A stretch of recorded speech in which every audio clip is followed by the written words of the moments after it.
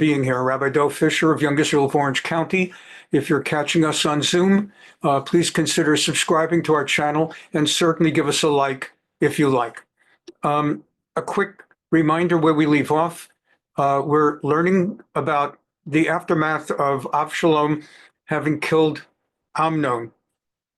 And Avshalom ran off, understanding his father probably wants to execute him for killing the crown prince.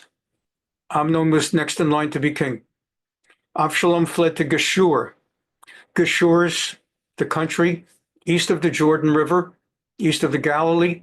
The king of Geshur is Avshalom's grandfather, because Avshalom was born of Ma'acha, the beautiful woman taken in captivity, whom David, when he saw the Yafat Toar, he was with her, and first Tamar came into life, and then after Ma'acha converted to Judaism, Avshalom was born.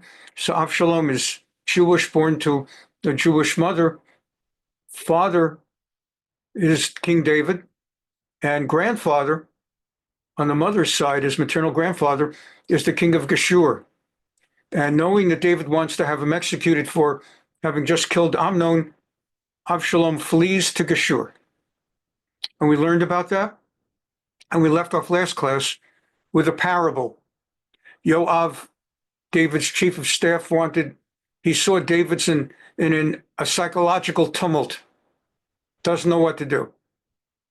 Wants to kill his son, execute him. But it's his son. He's already just lost a son who was killed by that son. He's going to end up killing him. There'll be two dead sons. If he doesn't kill him, then the one who killed his son got away with it. Doesn't know what to do. Meantime, he's got a daughter that just got raped.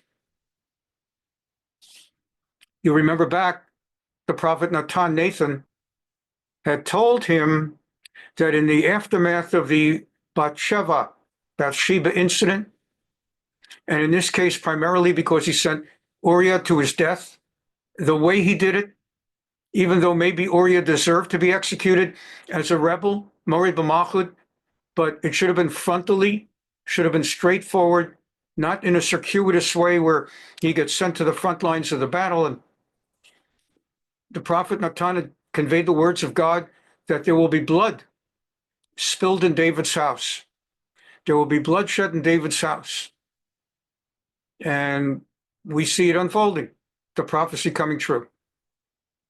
So Avshalom is in Geshur, and Yoav, the chief of staff, says to David,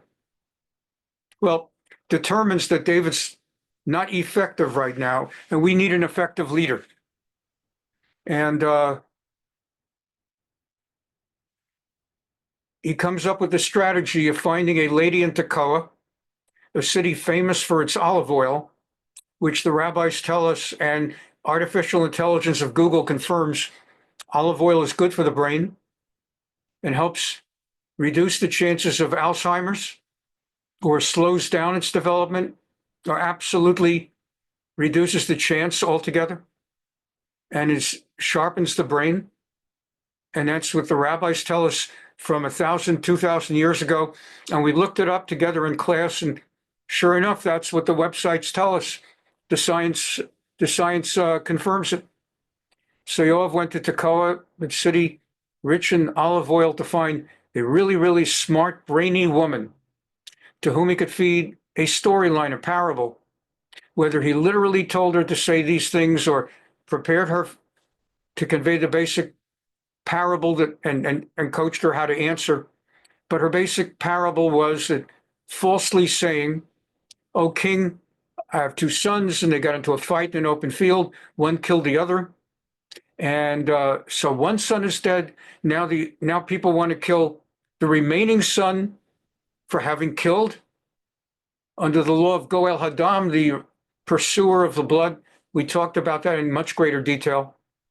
And I don't know what to do, king. If they take down my other son, I'm left with no son." She says she's a widow. Her husband's dead. One son is dead. All she's got left is one son. If that son gets killed, she's got nothing. And she has no inheritance. Everything's lost. What should she do? And as David starts to say, well, I'll issue a royal pardon to your other son, that basically means he's off the hook and no one may hurt him. It comes to David that this really was a parable for him to contemplate. Well, my son Avshalom killed my son Amnon. Now I'm about to kill my son Avshalom. And well, I just told this lady that the son who killed the other son gets a pardon because I don't want her losing all her sons.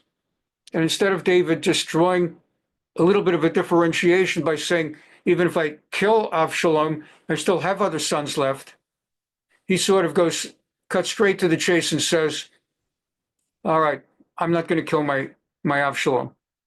So here's what I'm going to do. He tells Yoav, chief of staff, you were behind this, weren't you? He's able to determine that. All right.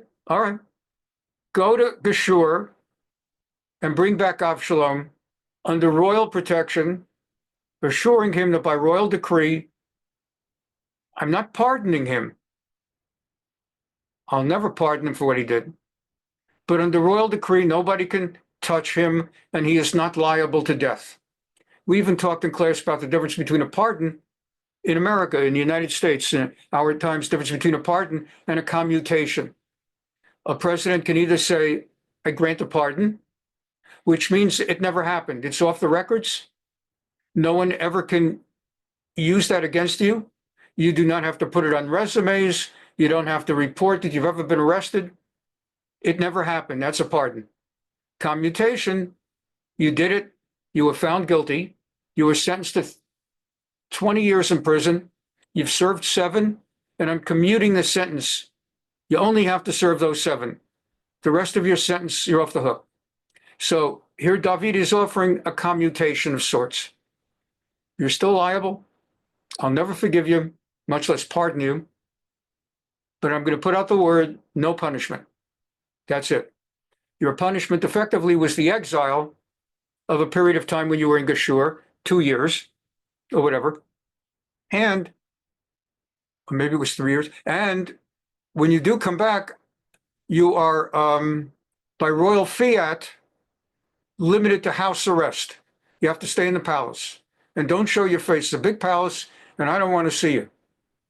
So you'll come into the palace. You'll have your section of the palace. You'll live there. We'll feed you.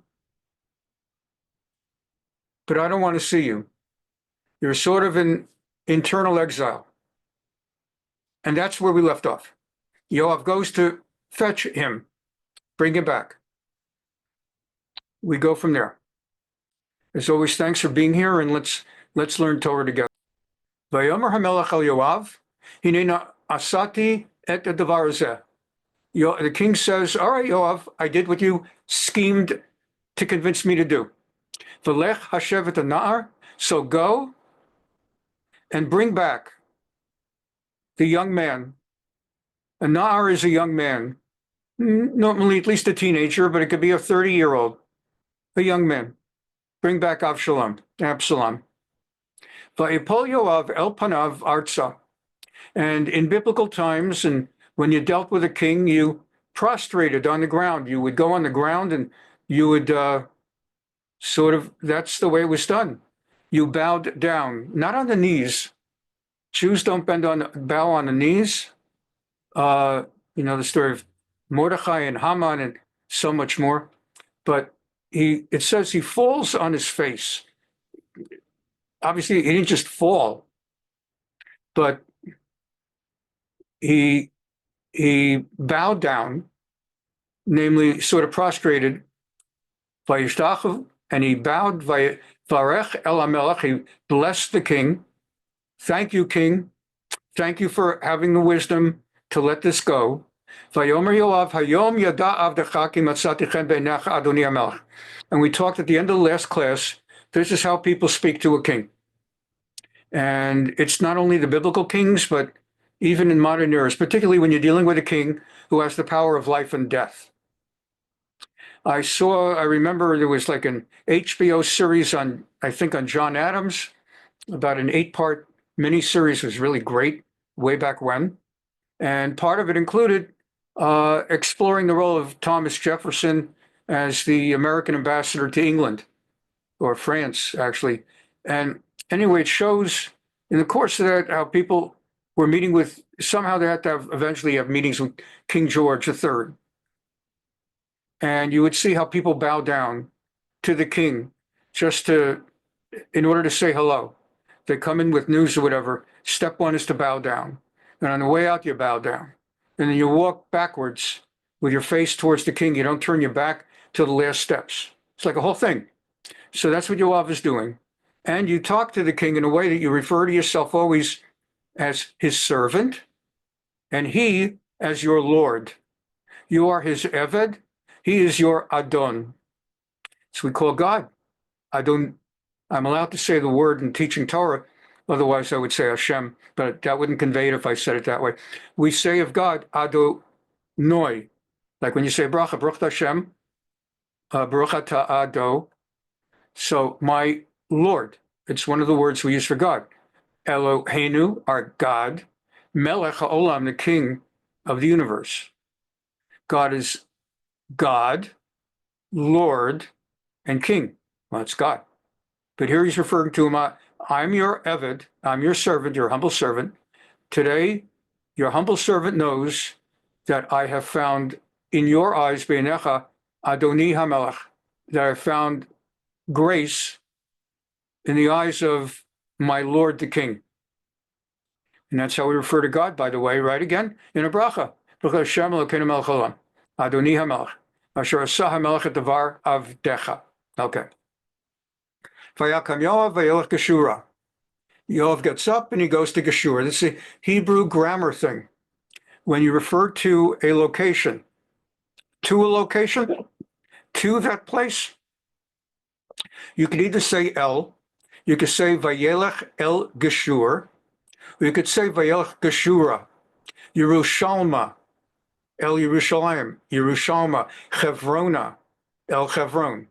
It's more often used biblically when people on the street talk. They don't say something like, I'm going Chevrona. I'm going El Chevron. But he went to Geshur. Vayaveh, again, for those of you that know a little bit of Hebrew, I don't like to take a lot of time on Hebrew and grammar because I like to cover the story and its rabbinical overlays and inferences we learn about Jewish law and proper behavior. But once in a while, I like to just bring together, especially for those of you that know a little bit of Hebrew or more. So Vayavo would mean, and he came. Vayavo Haman. And Haman came into the king's antechamber. Vayaveh, and he brought, from the root lahavi, to bring. Vayaveh, lahavi, and he brought. There are many words in Hebrew that sound similar but mean very different. And it's no different than any other language, like in English. I mean, night, N-I-G-H-T, is the opposite of day, and K-N-I-G-H-T is a night of the round table and things like that. All kinds of words like that. Not. And then there are words that even spell identically but have different meanings. So anyway, Vayaveh Avshalom Yerushalayim. I just said it. You would expect it to be El Yerushalayim or Yerushalma. So that seems a little bit off in the grammar. But who am I to argue with the Navi? So I have to know my place. But Yoav went to Geshur and he brought Avshalom Yerushalayim. To Yerushalayim, where the king is. Vayomer HaMelech, Yisov El Beito. Ufanai lo yireh. Interesting. You know the words, you see the Hebrew root of that word, like Hanukkah time, sivivon, sov. The spinner, the dreidel, spins, turns. And sov means to sort of circle around. Vayomer HaMelech, Yisov El Beito. I want him to circle around. When he gets to Jerusalem to come into, I don't want him coming in the front door. I want him coming in the back door. A prince, royal prince, crown prince, you take out the trumpets and And the fanfare, if you've ever heard the word fanfare, by the way, he's coming with a whole fanfare. The word fanfare, just for whatever it's worth, means a musical composition for brass and percussion. And they leave out the strings. That's what a fanfare is. They leave out the strings and the woodwinds, and it's only the brass and the percussion. That's a fanfare. If you think of it, whenever you see movies, and everybody comes out with the horns and the trumpets, and the king is arriving. Even my image right now is Rocky and his friends when they would begin the episodes of Rocky and Bullwinkle, and part of it was a fanfare. All those trumpets. Anyway, but excuse me. Vayom HaMelech Yisovel Beito. So the king says, I wanted to circle around into the palace in the back, because normally a prince arrives, you can't prevent it. It becomes a whole fanfare of music, and thousands come out to greet him. And I don't want that. I want him arriving in shame, humiliation. I want him back in our country, get him out of Geshur. Yoav got me on that one, but he'll stay under house arrest. Ufanai lo yireh, and I don't want to see him. I don't want to see his face. Va'isov Avshalom beito. So Avshalom came back into the palace in a circuitous way. Ufanai, it's interesting how bad these translations are sometimes. I just explained to you what Vayisov means. In the translation, so Absalom went directly to his house. He actually went circuitously to that. It's exactly a wrong translation. Really just interesting how that works. Okay. Vayisov Avshalom beito, and Avshalom circuitously reached the palace, ufnei hamelech lo ra'ah, and he did not see his father's face. Now, on the other hand, so let's look at the commentary, and then we'll get to this next one. Abarbanel says, V'hinei lo ratzah hamelech lir'oto. David, he's kind of conceding and letting him back. It is his son, but he doesn't want to see him. You just killed my other son, my crown prince. I understand. I know the whole story. But you don't kill my son. Let me kill the son. It's interesting. The Talmud talks about it. Talmud, there's a Gemara. I'm not going to go into it now. There's a Gemara that says, on the one hand, all this stuff happened because it was God's punishment, as conveyed through Natan the prophet. It was God's punishment. But a lot of things that happen as God's punishment or reward take place through a natural course of events. We all know that we regard Megillat Esther as one gigantic series of miracles. But they all took place through a natural unfolding of events that theoretically could have happened without any God in the picture. An anti-Semite rises to power, determines he's going to have all the Jews killed. The king, who's a drunk and can't hold his wine, in a fit of rage while drunk, has his wife executed because she won't come naked in front of a bunch of guzzling, lecherous men, namely the members of his cabinet. Now he's got no wife, so what do? You got to get married. And they didn't have Soyuz with, what would they have had there? Soyuz with the nuclear plant in Persia. So they didn't have dating online. He had a national beauty contest. It's natural. You don't need a God in the story for that. She wins. He picks the prettiest one in his mind. Just so happens to be a Jew. Jews can be pretty. No. Do I have to bring proof?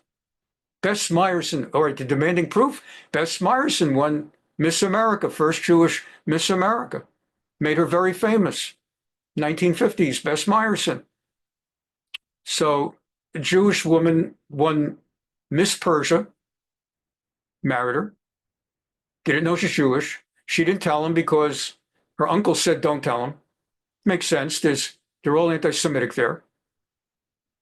Meantime, the king is in on it to have all the Jews killed. She comes up with a strategy to convince the king that the main killer is actually in cahoots with her to assassinate the king. Could happen.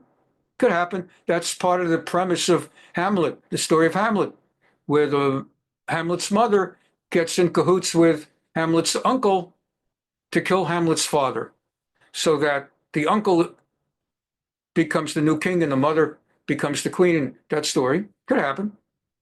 She convinces the king gives an order to have the anti-Semite killed, gives permission to the Jews to run riot. All could happen. You don't need God for this. So the way we believe is that many things happen in the course of events. God does not change the natural course of events except for extraordinary moments like the splitting of the sea. But many of his miracles, many things that happen in the course of events are for the benefit of Israel or the punishment of Israel. There's a Gemara that says, when a ship sets sail from one port to another port, it's only because of the good or the punishment of the Jews.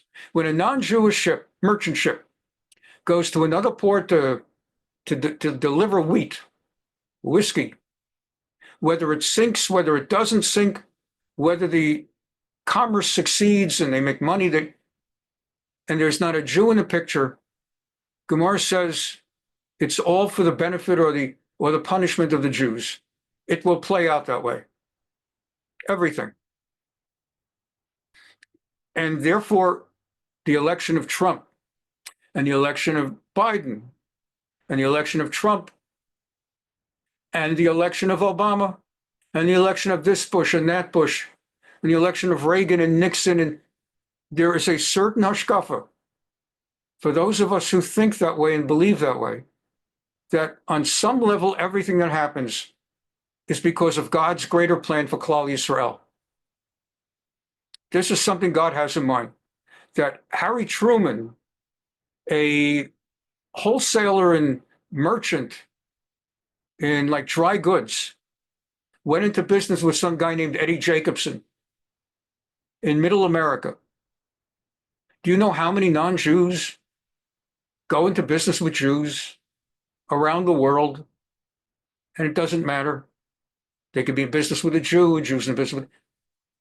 And then it turns out Truman somehow, through a lot of stuff, ends up president of the United States. And when the question comes, will America recognize the state of Israel? Eddie Jacobson comes up from Missouri or wherever to meet with him in the White House, because Truman was really an anti-Semite. You won't hear that from most people.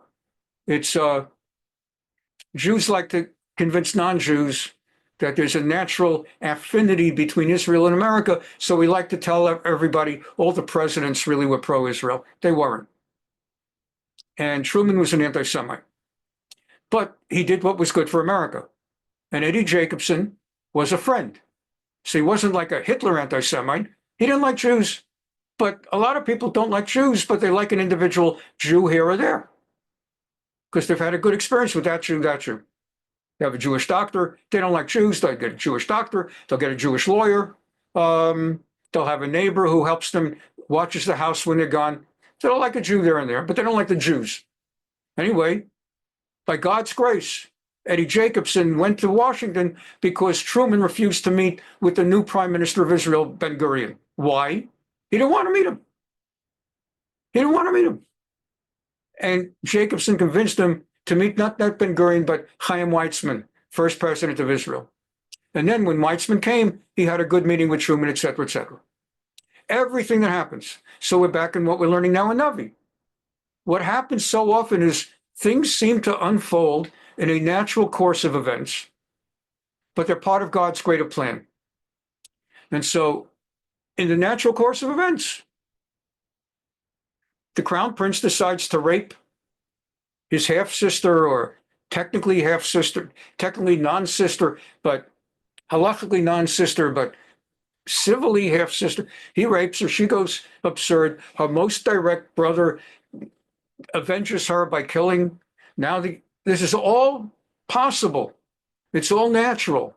You look at Henry VIII, he chopped off the head of this one, chopped off the head. Things go on with kings when they have unlimited power and royal families. So it all could be. But as we're learning Navi, we see these things are being directed by God for a particular outcome. What's the outcome? I know some of you who've read ahead over the last X number of years, if you ever learned this book before, you know also the outcome is going to be spoiler alert, King Solomon's going to become the king. Little boy Solomon, Shlomo. Now, in order for that to happen, that meant Amnon was not going to be the. How's that going to happen? I don't know. Oh, he got killed by his brother. Huh. Well, I guess Avshalom will be the king. Well, I just gave you the spoiler alert. Something will unfold. Avshalom is not going to become the king. Well, there are other brothers. They're not going to become king either. And thus the Navi's prophecy, Natan, there will be endless bloodshed in your house because of what you did to Uriah the Hittite, the way you did it.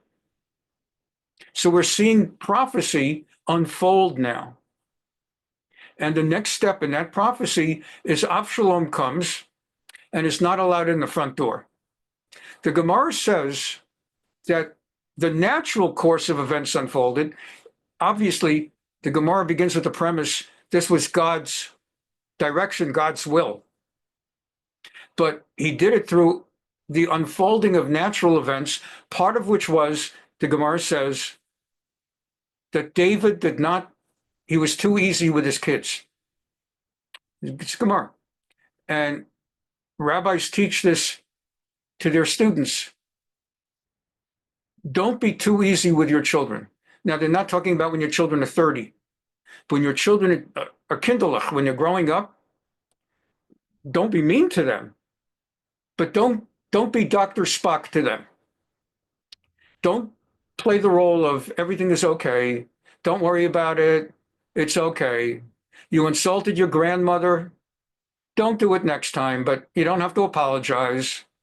You had a temper tantrum and threw all the food on the dining table in front of our guests on the floor. It's okay. What did we learn from this?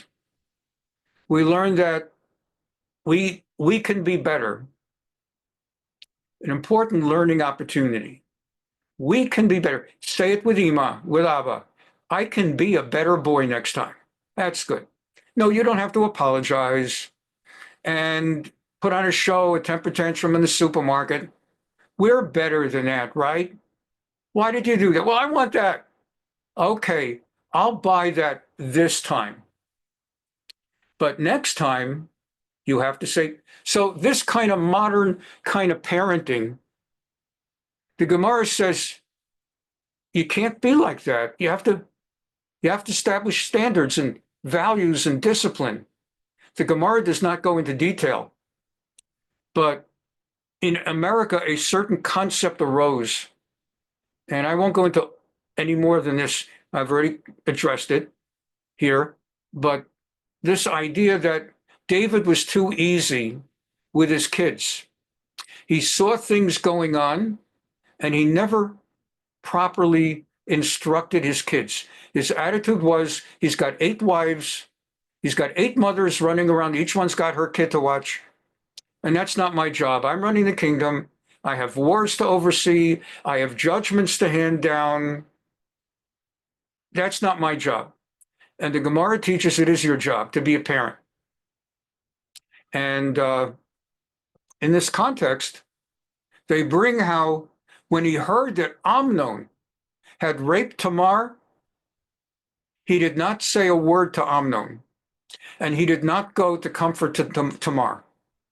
He basically took it like he doesn't know about it. He acted like he doesn't know about it. He felt that once he manifested, he knows about it. Then it puts him in a spot where he's got to deal with it. So he took the position, he doesn't know from nothing. And Avshalom never forgave him for that. That's the Gemara. This is what's at the core of Avshalom's relationship with David. We haven't quite read that yet, but I waited till today, at this moment, to bring that out. Even as everything is unfolding, pursuant to God sending Natan with a prophecy that there will be bloodshed in your house, the natural course by which this will unfold, Avshalom will never forgive his father for neither comforting Tamar nor taking on Amnon. So if dad's not going to do anything about Amnon, I'll do it. Next thing you know, he's killing his father. He's killing Amnon. And when he's allowed back, instead of finally having an intervention moment, what the Goyim call a come to Jesus moment. Never heard that expression until Joe Biden told Senator Michael Bennet of Colorado, as Joe Biden was walking into the chamber to deliver his first State of the Union address, and he didn't know he was getting caught on the mic. He was bragging to Michael Bennet that he had told Bibi that Bibi is going to come to America and he's going to have a come to Jesus moment where Biden is going to lace into him over what's going on in Gaza. And by the hand of God, Bibi, the day that Bibi came to Washington to speak to the U.S. Senate, remember that? The joint houses? On that same day when Biden said, I'm going to have Bibi come and he's going to have a come to Jesus moment, namely, we're going to tell him what's what. We're going to read him the riot act. On that moment, Bibi was speaking at the Senate and House. That very day, leaders of the Democrat Party were meeting privately with Biden in a come to Jesus moment, telling him, you have to drop out of the presidential race. That was the day, the same exact day, a come to Jesus moment. So he's coming, he's waiting for that come to Jesus moment. He wants a straight face-to-face with his father. I have a real issue with you, Dad, and we need this resolved. And then King David would have various choices. I don't have to resolve anything with you. I'm your father. I don't owe you anything, or I'm the king. But this never unfolds because he doesn't get to see his father. He brings him in from Geshur and he puts him in the back door. Do you know what happens over the next 2 years while he's sitting in isolation? Well, not isolation like in prison, like solitary confinement, but basically isolation. He's just seething. He is seething, and it's building more and more and more in him. And I'm jumping ahead by a chapter or two because this is where it fits in. He is seething with resentment and increased rage. And he is moving from, I love my daddy, to I'm disappointed in my daddy, to I'm angry at my daddy, to I resent my daddy, to I hate my daddy. I hate that man, to I'm gonna straighten this thing out on my terms since he won't address it. But I'm going to handle this myself. Now, how's he going to do it? We're getting to it. But it's important to understand that psyche and psychology, what's going on here. So he's been brought in the back door, doesn't get to see the father. He's kept in isolation. And as we're learning now, the commentary of Abarbanel, or Abravanel, different ways of pronouncing the name, that David ordered that he be brought to the palace, that they not see each other. That he should arrive in the palace in the sibuv, sivivon, should go all around circuitously, not the front door, for hakafa, like in Simchas Torah, they have hakafas, hakafot. A hakafa are circle dancing. You're dancing around the room in a big circle. Saviv HaChoma, he's going to go all the way around the walls of Jerusalem. So that he enters the palace in a way that is not evident to the public. And this circuitous entry, backdoor entry, was in order to prevent Avshalom from coming in directly, frontally in the main street, like Brooklyn's Kings Highway or Manhattan's Broadway, or here Los Angeles Wilshire Boulevard. I don't know. He should be not in the main street. That he should come with honor, al chatato asher chata, given the sin that he had committed. And so Malbim, come on, you have a Malbim here. All right, we'll come to that Malbim another time. Don't want to waste your time. What pasuk is it? 24. If I don't get it really quickly. Okay, here we go. Yisov Tziva Shnei Dvarim. And Malbim puts it a little bit differently, same idea, that David made two orders. Shalei kanes derech harachov, to derech b'nei hamelech. He should not, that Avshalom should not re-enter on the main thoroughfare the way that a prince would, bevo ame eretz acheret, like when a prince returns from foreign trip, comes back b'tov v'chinor. They have drums and they have harps, which was the main musical instruments in those days. The three main instruments in those days, you see a lot in the Tehillim, the Psalms are tov, drum, kinor, a harp, Yushalayim shel zahav, v'shel nechoshet, v'shel or, halal l'chol shirayach ani kinor, and a nevel. Nevel is a lyre, L-Y-R-E. So when a prince comes back from overseas, they have him come down a big, big, big thing, and like a Times Square kind of parade, b'simcha v'shirim, with songs and joy. Rather, yisov el beito b'derech akal ton. You should go in a indirect way. Shaliyar epanav. We don't want to see him. So we now switch for a moment. The storyline, okay, you're up to date with me. And now a segue. And this segue is very important for later. And just as I did a segue to talk to you about the seething anger that's beating within and building up within Avshalom, and I did another segue or two that plays out in the greater story, here's a segue. Ucha Avshalom lo haya ish yafer bechol Yisrael lahalel ma'od. Absalom was the most gorgeous, stunningly handsome man in the country. He was a real hunk, and literally so. That is not just a pretty face, but he was just like he was gorgeous. Lo haya ish yafa. Now the word yafa, usually they use yafa for beautiful woman. We were talking about Yafat Toar, that when David took Ma'acha in battle, we were talking about the beautiful woman. And the word in Hebrew for beautiful and handsome is Yafeh. Hebrew has, I don't want to say a paucity, but it has a less rich Otsar Milim vocabulary than English, because English is a composite. Over the years, English has become a composite of the Romance languages and the Saxon languages, the Anglo-Saxon.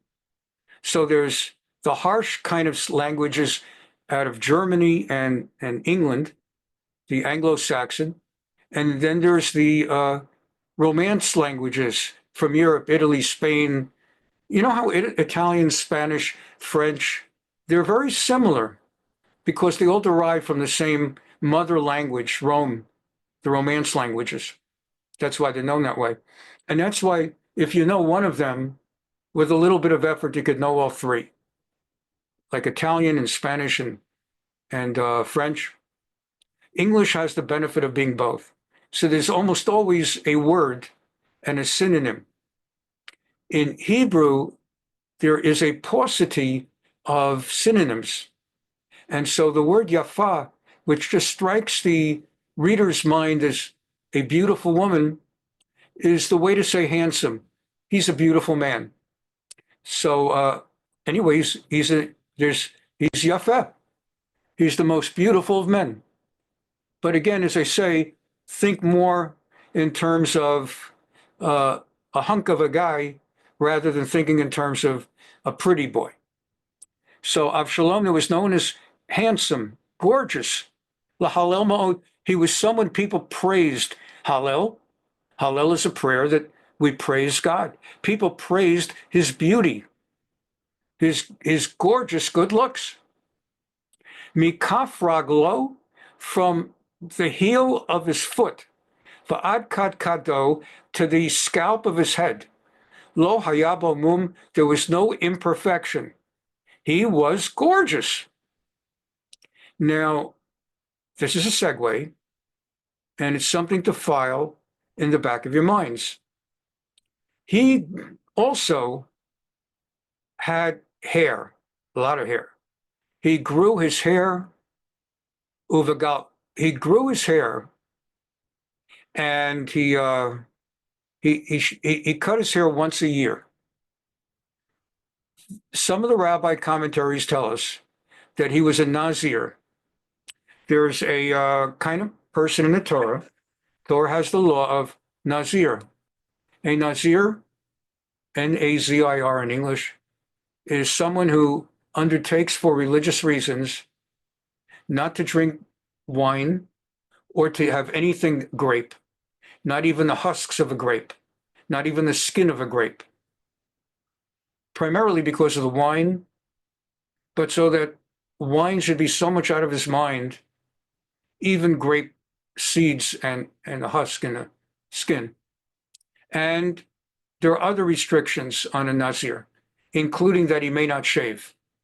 May not shave hair, may not shave anything. That's a Nazir. And there are other things.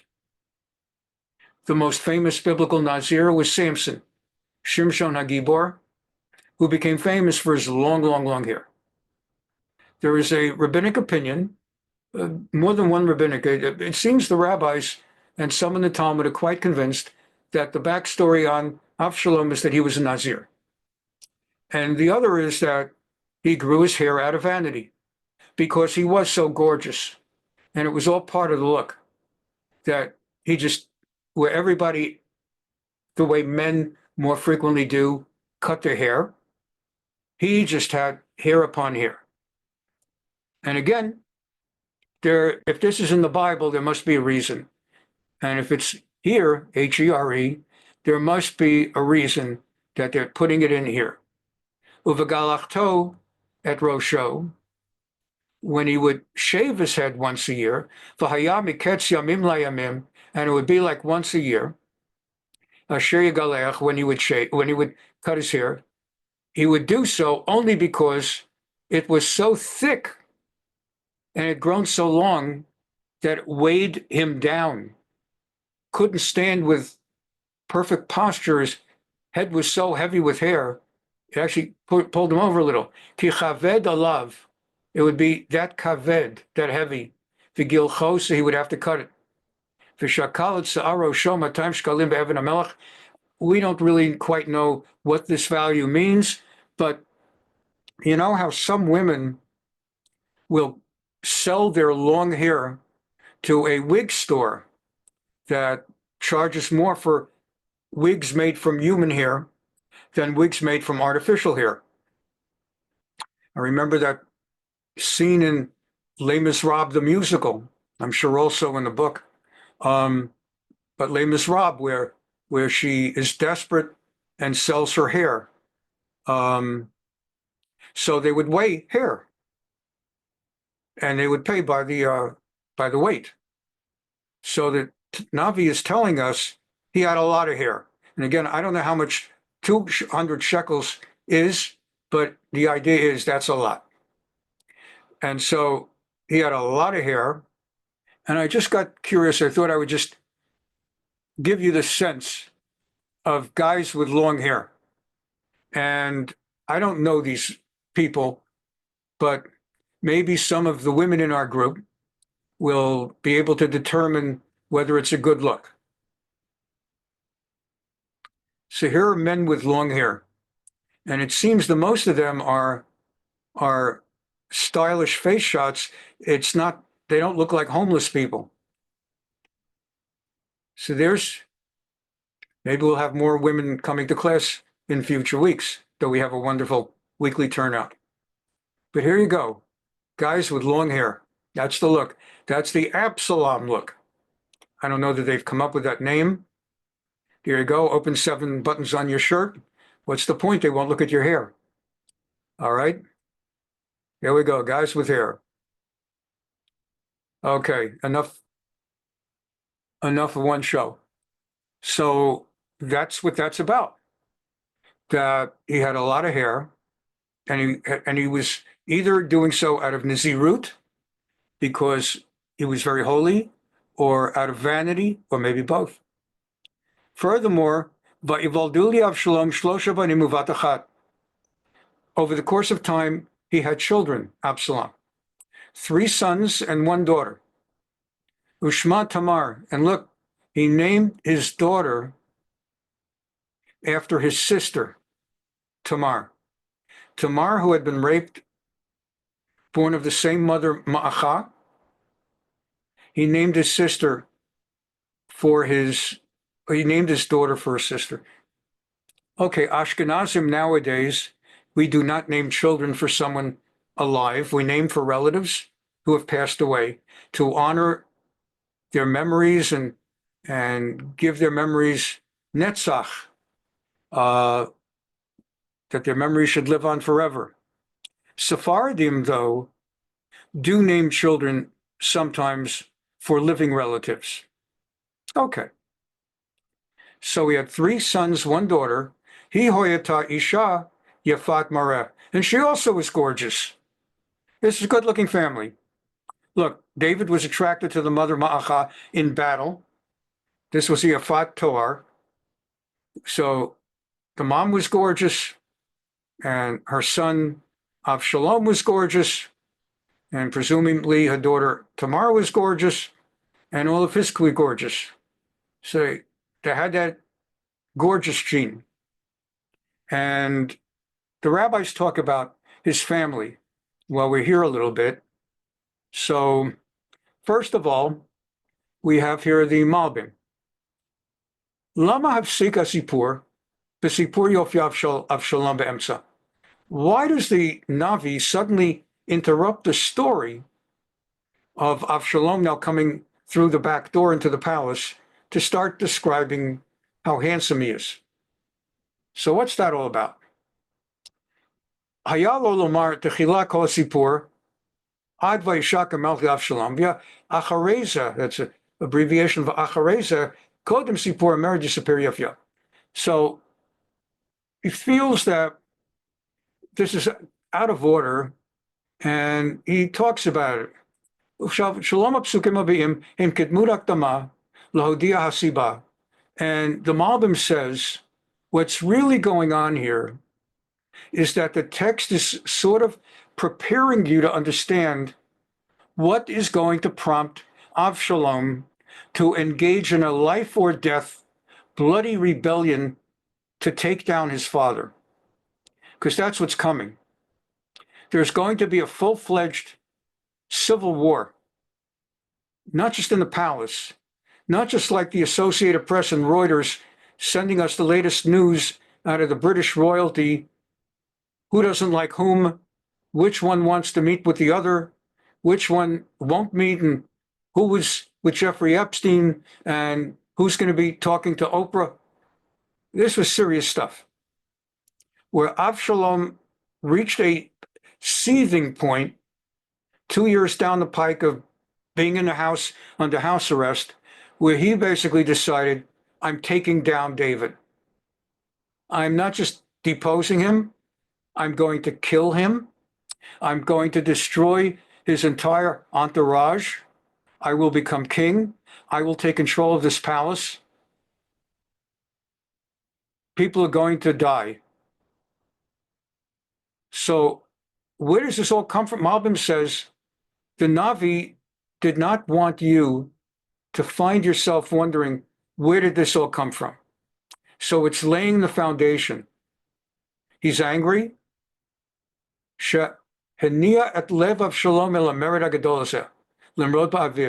And what prompted Avshalom's heart to take on such an extraordinary rebellion? Well, first of all, although he seems to be third in line, and then Amnon is dead, he's second after Kilav. For whatever reason, Kilav is not in line, and Avshalom was next in line. So either he waits his turn, like poor, I don't know. I don't know what Prince Charles was thinking all those years. Was Prince Charles waiting for his mom to die so that he could be king? Or did Prince Charles truly love his mother so much that if it meant his mother living till 100 or whatever, so be it, he's in no rush. But he was patient regardless, and his time came, and now he's a king. So Malbim is saying that Avshalom, if he waited, he would have become king. But he was seething. He lost his patience. Furthermore, mitzad yofyo uma'alotav chashav kilo ya'atah hamlucha is important. He felt that because he was so gorgeous, this would help him to become king, that it would help him become popular choice of the people. How important are good looks to getting elected to high office? Now, most guys are not very good at telling you which guys are good looking and which guys are not. We don't know what is sexy. Some guys do, but that's usually the gay ones. So the gay ones who like are in the clothing business, they can tell who's beautiful and who's, but regular guys, the people we think are good looking and bad, women will come and say, no, that he's not so good looking. Well, that one's, what are you talking about? He's great looking. We guys, we have an idea among women, but we don't know. So I can't tell you, but I can tell you this. Look at the presidents we've had. Some of the president, like to have a truly ugly politician, it can happen. It happens once in a while. And there are a lot of plain looking guys. But every so often, people vote for someone based on looks. They never vote for someone because they're ugly. Once in a while, good looks help. And that's the way it is. It helps with senators. It helps with governors. It helps with now, I don't know. I'm certainly not saying that, let's say, this Bush or that Bush, that would not be a proof. I imagine they were okay looking. Reagan, I'm told a lot of people thought he was very handsome. Okay, he was getting older, but he was a movie star. And that helped him, even though the media didn't like him. That helped him. I'm told that certain people think Obama was very attractive, and that helped him being black, and it helped him being cool, that he's cool and he moves cool. And if you ever look at photographs of Obama, he never held the banister on the way down the steps. Never held the banister, because that's not cool. Never held it with one hand. He always walked the banister like this because he was so cool. And enough people get impressed by that kind of stuff. Looks matter. Most high office holders are over 6 feet. I read something about that among men, that most TV reporters, certainly the anchors, even though they're sitting, it's like you have to be over 6 feet. Now, I understand that in basketball, but to be a celebrity, most of them are over 6 feet. Why? Because it strikes certain people. I'm not impressed. But enough people, life is one big bell curve. And you're always going to have people on that side and that side. And what matters are the people in the middle, the so-called undecideds. And those people get impressed by looks. It's just the way it is. I mentioned Bess Meyerson earlier. The Democrats actually put her up as a candidate for governor of New York or for New York senator because you're so beautiful. As it was, she lost to a less pretty Jew, Elizabeth Holtzman, who then lost to Al D'Amato, if I recall correctly. But there's a thing about being good looking. And what we're being told by the commentator now, by Malbim, is that Avshalom would look at himself. I don't know where, I guess they had mirrors, sure they had mirrors. And he was just convinced he's gorgeous and he's a crowd pleaser. And if and when the day comes, not if, when the day comes that I'm going to take down my father, I know I will be able to aggregate common people's support because they will see a tall, handsome, strapping, long-haired, gorgeous man, and I will attract them. It will add to my charisma. And it did. It did. He was onto something. And we're being prepared now for what things were going through his mind, because a person does not decide in one day, I'm going to kill my father and take over his life and take over his wives and take over his kingdom. That takes time. Before a Hamlet decides to kill his uncle and maybe his mother, he starts equivocating to be or not to be. That is the question, whether this or that, I don't know. Should I do it? Shouldn't I do it? After all, on the one hand, but then on the other hand. So we're being told that from his mitzad sinato, so he so much became filled with his own sense of his good looks. And so what ends up happening, let's see what I want to skip some of it, because what's going to happen is that the Navi, he doesn't know, but the Navi already told him, Shabena Molech Yikareh b'Shem Shlomo. God had already told him, you're going to have a son named Shlomo. V'gam kevar nishpa levat Sheva, sheshlomo b'nai yimloch acharav.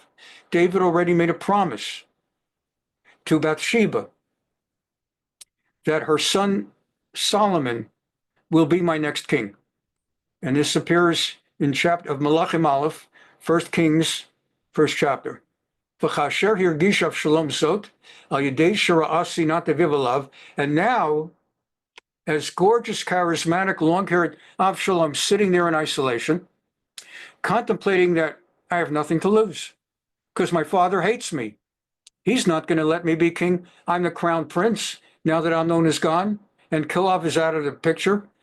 He's not going to let me become, I don't know how he's going to do it because I am next in line, but he is the king. He's not going to let me become king. I'm going to have to do it on my own. And again, Hagam Shelo Yadam Nevuat Natan, he didn't know Nathan's prophecy that no matter what, you're not going to be the king. Lochein Hikdim Limrod, Terem Yamlich et Shlomo B'chayav. Therefore, he started building up within himself to advance his plan for a rebellion, a revolt, before the king formally would get around to announcing in a public declaration that Solomon will be next. And this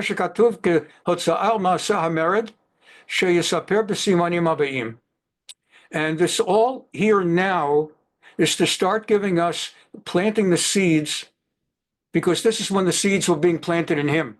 He wasn't acting yet. But just as it took time, but every day he looked in the mirror at his gorgeous self, and he seethed and raged more day by day. The text of the Navi put it in here so we could feel his rage and seething and his mirror on the wall stuff as he's doing it. And he believed that he certainly is meant by God to be king, mitzat shleimut yofyav, hanoda lahalel b'chol Yisrael. He was so gorgeous, he was so perfect to look at that everyone in the country praised his looks. He thought that too is a sign from God that I was meant to be the next king. Interesting. And so we said that he had three sons, Shlosha banim. And we're going to wind down now. He had three sons. There's two opinions. One opinion is that all three of his sons died not prematurely like in birth or in their first days, but they all died very young. Kamashakatuv, as it is written in chapter 18, verse 18. Well, what is it? We're in 1426. Let's go really quickly. As I said, we're winding down now. Let's just jump ahead to 1818, then we'll go back to 1426. What does it say in 1818? It says, Avshalom lakach v'atsev lo b'chayav et matzev asher be'emek hamelech ke'amar lo en li ben avur haskir shmi. That what he did was, Avshalom, later in the story, 4 chapters from now, is going to create a monument to himself, a physical monument. And it says that he decided to build a monument to himself to create a permanent memorial that he lived and who he is and who he was. Usually that's what children, for a lot of people, children do that. Their very life, after someone, God forbid, dies, his or her children remain his lasting legacy and testament to his or her life. These are my children. Or other people he or she has touched profoundly. Maybe it's a niece and a nephew or a neighbor or a friend who talks after the person died and still talks about that person and brings that name up in conversation, that there never was so-and-so like so-and-so. Well, the text here says, there will be a point 4 chapters from now, where he builds a monument to himself, Ki amar ein li ben, ba'avor haskir shmi. I have no child alive to be a further legacy to me. I have no son to keep my name alive. So Malbim is bringing out, and the text is bringing out, according to the interpretation, that his sons, he had 3 sons, they all died young. And therefore, he had to live with that reality. The other opinion is brought out in the Talmud. See if I can find it really quick. There we are. The Talmud brings out a different opinion. In Masechet Sotah, Tractate Sotah, Daf Yud Aleph Amud Aleph, Folio 11a, the Gemara continues the discussion of Avshalom. Because of time now, etc., we're just going to keep it short and sweet. It comments on, did he or did he not have sons? The verse states concerning Avshalom, for he said, I have no son to keep my name in remembrance. I just jumped ahead there to chapter 18, verse 18. But the Gemara says, did Avshalom not have sons? Isn't it written, didn't we just learn it in chapter 14, verse 27, to Avshalom, there were born 3 sons and 1 daughter. So did he or didn't he? Rav Yitzchak bar Avdimi says, he meant that he did not have a son worthy for royalty. This idea that he had sons, but they were all an embarrassment, useless, and none of them was worthy to go on to become king. I don't know whether you've ever seen the movie Lion in Winter, extraordinary movie with Peter O'Toole and Katharine Hepburn. And part of the story of that movie, part of the premise of that movie, is that the king is getting very old, as is his wife, from whom he is separated but not divorced.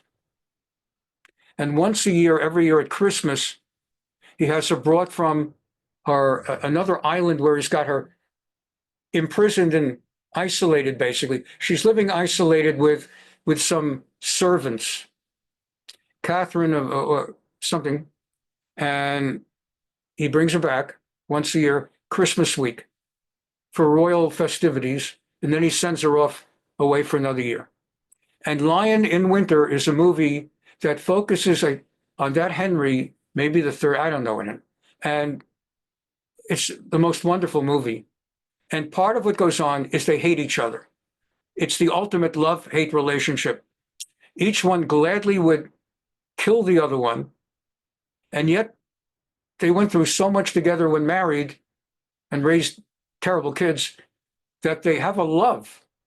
And because of their love, they can't bring themselves to murder each other. And because they want to murder each other, it's just an extraordinary movie. But one of the sub-themes, or maybe a major theme, is that as part of their fight for 2 hours of the movie, is each one schemes, Henry's getting old and soon going to die. Who's going to be following him as the new king? And it's not as simple as, well, this is the oldest, because that's what makes it easy. But Katharine Hepburn has her choice, and Peter O'Toole has his choice. And the three of them, the three brothers, hate each other and are very ready and happy to kill each other in order to be the top. And the movie consists of all their different plots and plans and schemes, and how this son gets close to Catherine, and that son gets close to Henry, and if the father will help him, or if the mother will, and then the third one ends up in cahoots with the King of France, and they're all trying to get to become king. And by the many times during the movie, you get from both parents, Henry and Catherine, Peter O'Toole and Katharine Hepburn, you get from both of them their mutual agreement during those moments when their love overpowers their hate. They both agree, we raised three vile mongrels. We're embarrassed that they ever walk the world and call themselves our children. None of them deserves to be king. They all deserve to be put down in a dungeon, locked up, and kept there for the rest of their lives. Their complete testimony to how bad our marriage was. And that is what's going on, according to the Gemara, is that Avshalom felt, according to the opinion that they did not die young, Avshalom felt none of them was worthy of being king, and therefore you're all dead to me. And he has a daughter, Tamar, and she's off to the side. So that's the text we're going to learn. And here's where we left off. We have Avshalom is raging, but taking time out every day to look in the mirror. David has no idea. David is a babe in the woods. His son is in isolation, and in his mind, I'm not going to look at him. I have nothing more to do with him. Out of sight, out of mind. Finished with him. He should just thank his lucky stars that I did not go into Geshur to kill him, but am letting him live the rest of his life, and in the palace, not in a dungeon. David has no idea what's cooking. He has no idea. And as far as Avshalom goes, he's either his sons are gone, or he is so disgusted with his children that he has no hope for them to ever amount to anything. So he's in a position where he has nothing to lose. And it's all swirling to a boiling point, and we'll come back to that, God willing, next week. I want to thank everybody for being with us today. It's going to be a lot of royal intrigue. It's really a lot of royal intrigue. If there's any movie takeaways that I'm recommending, certainly Lion in Winter. And if you've seen it, see it again. All those movies, Middle Age, anything to do with a Henry in the Middle Ages, these are great movies. Man for All Seasons, I think that's a different Henry. It's some great movies, the British. And you know it's going to be a good British Middle Ages movie if it starts with someone getting beheaded. The first scene you always see, someone's head is on a block and the axe goes down. And that's the way you know it's going to be a fresh tomatoes movie. And anyway, that's it for today. Thanks for being with us. And I look forward to seeing many of you on Thursday, et cetera, et cetera. Bye-bye.